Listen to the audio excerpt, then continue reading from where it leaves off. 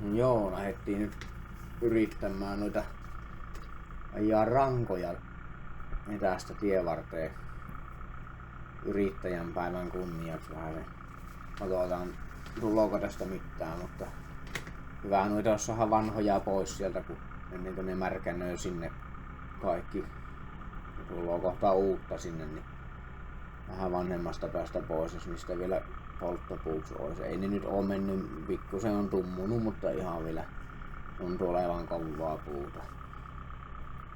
No ei oo tuossa kesäaikana paljon tullut mitään videoita kuvailtua, eikä nyt oo mitään ihmeellistä harrastuspuolella ainakaan mitään ihmeellistä kehitellykään, että sitä on joutunut vähän noihin niin sanotusti virmahommiinkin välillä, mutta tähän nyt pitäisi tähän kuorma-ajan limppaan tuo pystytornin alapään laakerointi uusia. Se on vähän väliä, että se vähän joka puolen nitkuu.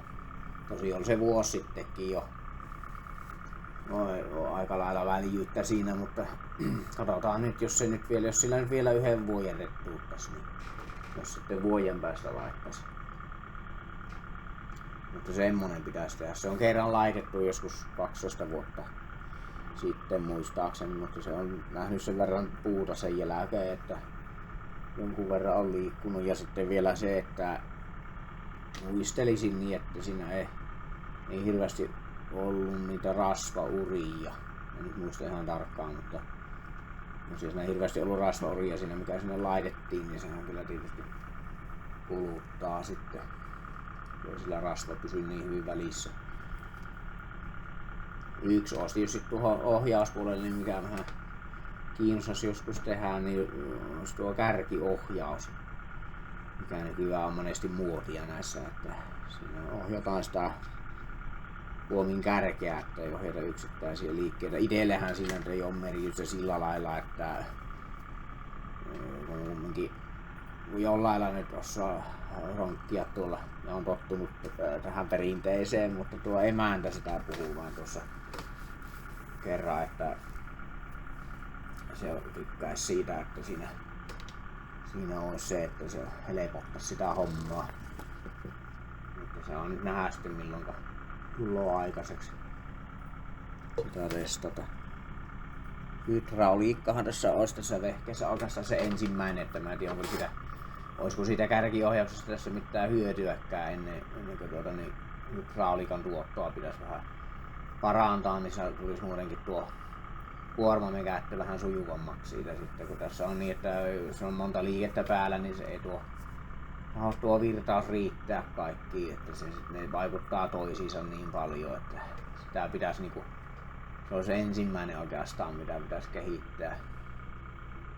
Isompi pumppu saisi tosiaan olla tuossa, mutta se on vähän oma hommansa siinäkin sitten, sinun aika paljon pitäisi tehdä muutoksia siihen. Mutta puretaan tämä tähän ja täytyy käydä hakemassa sitten tuohon laputyömaalle vielä 3 koivukuitua 3 kilometrin päästä.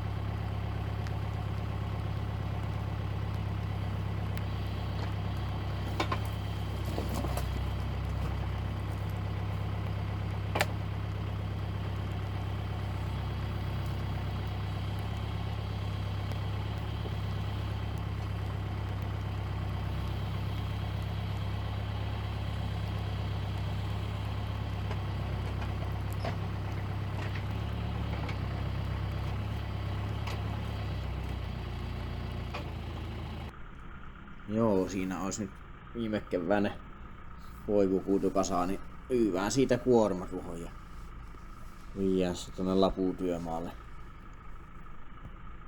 Joo, tässähän on semmonen säätötilavuuspumppu ollut alun perinkin.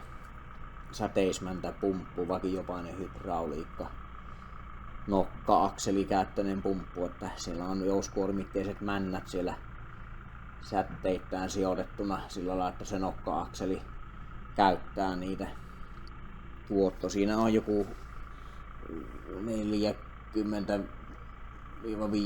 litraa minuutissa, muistaakseni jollain 1500 kierroksella, en muista ihan tarkkaan, mutta kumminkin se on vähän hittaalainen sitten tämmöiseen kuormaan ja käyttöön. Että toisaalta varmaan vaikuttaa siihen se, että siinä se on se rakenne semmonen, että siinä on semmoiset takaiskuventtiilit siellä pumpussa kuulemma. En oo ite purkanut ikään, että en tiedä tarkkaan, mutta siellä pitäisi olla semmoiset takaiskuventtiilit painepuolella, ja jos ne vanhemmiten vuotaa läpi, niin se näkyy kanssa niin kuin sen maksimituoton pienenemisenä, ja se on hankala huomata sen, että se hiipuu niin kuin pikkuhiljaa sitten, että se ei niin kuin saman tien näy. Pikkuhiljaa niin kuin hiipuu sitten, niin, mutta se on huvittavaa, kun mä muistan siihen aikaan, kun tuli tuo traktori ja sitten niin siinä kävi ukkoja sitten pyörimässä ja ihmettelemässä sitä hydrauliikkaa, että se oli niinku se olevinnaa silloin jo, että se olisi niinku oikein hyvääkin ollut, ja sitten ne jotkut puhuu, että se on katepillarin pumppu siihen laitettu, että se ei ole mikään traktorin pumppu, ja se on katepillarin pumppu ja tällä lailla tämmöisiä juttuja silloin. Ja onhan se tietysti aikanaan, silloinhan taisi olla monissa niinku valametit ja muut, niin ne on hammaspyöräpumpulla ympäri pumppaavia järjestelmiä melkein kaikki. Ja Jonteerella on silloin tuo muuttuva tilavuuksinen pumppu jo ohjelmassa. Ja sitten vielä jos ajattelee niin tähän nykypäivään, niin nyt se on semmoinen, että sillä ei niin tiedä yhtään mitään, että se on ihan periaatteessa täysin kelevoton systeemi, ja samaten niin tämä kokoinen traktori, niin eihän silläkään niin mitään tehdä, että sehän on ihan kelevoton koko vehe nykymittapuulla. Mutta hinnathan näissä on kumminkin kehittynyt sillä lailla, että ne on nykyään niin kalliita, että ei niitä enää sillä työllä makseta. Ainakaan minun matematiikan mukaan, että ne ei ole jostain muualta ne rahat otettavaa. Tämäkin jontikka maksoi muistaakseni jotakin 120 000 markkaa vuonna 1987. Ja 89 vuonna tuo kuormaaja ja kärry, niin ne taisi olla jotakin 30 000, kohan se ollut, että onko se sitten nykyrahassa joku vajaa 10 000 euroa, mutta mitä mä oon niitä hintoja katsellut, niin ei taida saada ihan 10 tonnilla kuormaa ja kärryä. Se ei auta silloin, se on vain vanhoilla rettuutettava ja niitä pikkusen aina ehostettava, niin sillä lailla pärjää sitten. Se lähti vähän niinku tällä Ronoksellakin nyt sitten 4 vuotta sitten jo tuo toinen 30-vuotis työuraa käyntiin, että jos sillä se 60 vuotta ajelis, niin kahtoo sitten, että missä kunnossa on, mutta vähän tietysti jännittää, että milloin tuo puomi tippuu tuolta. Siinä on sen verran väliä joka nivelessä ja ne lotkaa oikein jonkun verran.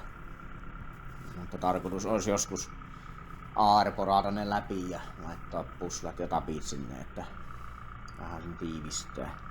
Mutta on ne nyt siellä pysynyt vielä ja hoitetaan tällä lailla näin.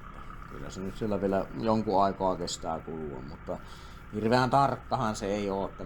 Tätä on semmonen, siinä on metrin väliä melkein joka puolelle, mutta se ei oo ihan niinku viimeisen päälle. Jos siitä tiivistäisi pois, niin se hallittavuus tietysti paraniskin jonkun verran, mutta kyllä sillä tällä lailla puita kyytiin saa ihan.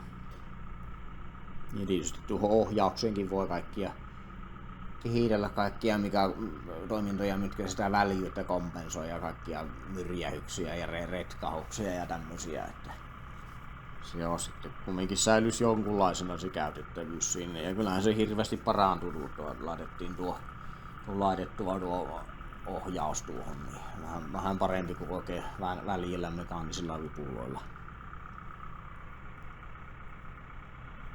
Joo, että on sitä tässä vielä muutaman kerran saa hakea näitäkin koivuja tästä, ja sitten vielä On tuolla metässä rankoakin vielä jäljellä, että pitäisi sieltä vielä niitä varmaan, olisiko 10 kuormaa vielä haettava yhteensä. Sitten pitäisi aika vähissä olla. Saisi ruveta tekemään lisää. Sitä on tuosta vielä vähän kyytiin, niin eiköhän siinä tässäkin kohta ruppea kuorma olemaan.